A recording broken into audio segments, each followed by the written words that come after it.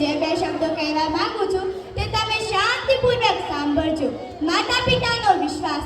મેગેઝિનની અંદર સુરતના ડોક્ટર સુરત ગાંધી તેમની પંક્તિ કેવી હતી કે 7 પગલા ભરી લેવા દે ચાંદ હવે દૂર નથી, વાદળ નડે કે વીજળી હવે પાછું વળવું મંજૂર નથી. પગ પણ છે, પાંખ પણ છે, સામે ખુલ્લું ગગન પણ છે, સામે ખુલ્લું ગગન પણ છે. આ સૂર્ય પણ જોવે છે રાહ તારી, માત્ર ચાંદ તારી મંજિલ નથી. વિદ્યાર્થી તરીકે ખાસ મા બાપે આપણા કરતા ઘણી દિવાળી જોઈ છે. તે એમ કહેતા હોય બેટા ન કરાય તો તેની સામે આર્ગ્યુમેન્ટ કરાય જ નહીં કે કેમ ન કરાય, કારણ કે તેમને જેટલી દિવાળી જોઈ છે ને એટલા સારા અને કડવા અનુભવો જોયા હશે. તે અનુભવના આધારે આપણને સાચો રસ્તો બતાવે છે.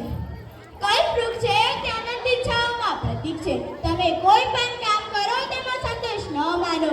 જે કરો તો બેસ્ટ કરો, જેટલું કરો તેટલું બેસ્ટ કરો. તમે વિદ્યાર્થી બનો ભણો તો પણ તમે બેસ્ટ રીતે ભણો. કલ્પવૃક્ષ આપણને એવું શીખવે છે કે આપના કાર્યની અંદર ક્યારેય સંતોષ મળતો નથી. એક વખત તમારે 90% આવી ગયા અને તમને સંતોષ થઈ ગયો તો તે 92% સુધી નહીં પહોંચે. ખાસ અહીંયા યુવાન દીકરીઓ બેઠી છે ત્યારે મારે તેમને કહેવું છે, તમે કોલેજની અંદર હોય કે 11મા અને 12મા ધોરણની અંદર એટ્રેક્શન થાય, તમારા અધૂરા રહી ગયેલા સપનાઓ હોય, સારા મોબાઈલની જગ્યા હોય ને ક્યાંક આપણે ફસાઈ જઈએ તો બહુ મોટી તકલીફ. આ લાલચ કોઈ દુનિયાની અંદર અને ઘરની બહાર નીકળીએ ને ત્યારે તે ક્ષણે ક્ષણે આવશે.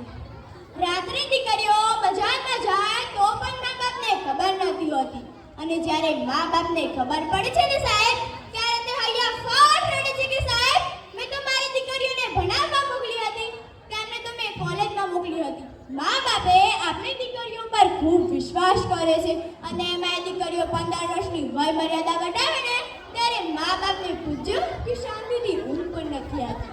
તેનું રીઝન આપણે છીએ. આપણે એમ કહીએ હું અહીંયા જાઉં છું, આની સાથે જાઉં છું, તો દોસ્તો સમજજો તમે ત્યાં જવા જોઈએ અને ત્યાંથી જ નીકળવા જોઈએ. આ ભરોસો છે ને ટકાવી રાખજો. અને દીકરી માટે એવું કહેવામાં આવ્યું છે કે મારી ઘેર લક્ષ્મીનો અવતાર. આપણને સાંભળવું બહુ ગમે છે, પણ સમજજો કે આપણે મા બાપના ઘરે લક્ષ્મી બનીને આવ્યા છીએ. તો એ દેવીને પૂજે છે ને તેમ આપણે પણ પૂજે છે. આપણાથી જરી કે આડાવડું એવું કામ ના થાય, આપણાથી જરી કે આડાવડું એવું કામ ના થાય, ત્યાંથી ઇજ્જત પ્રતિષ્ઠા અને ચરિત્ર થેલી પર દાગ લાગે.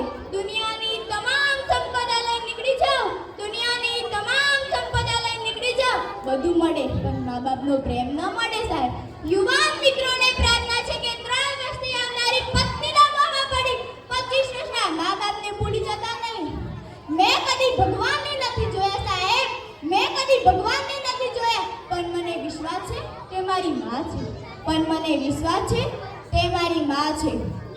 માં જેવો બીજો કલાકાર આ દુનિયામાં નથી જે બાળકને જન્મ આપે છે તો પણ નામ પિતાનું આપે છે, તો પણ નામ પિતાનું આપે છે.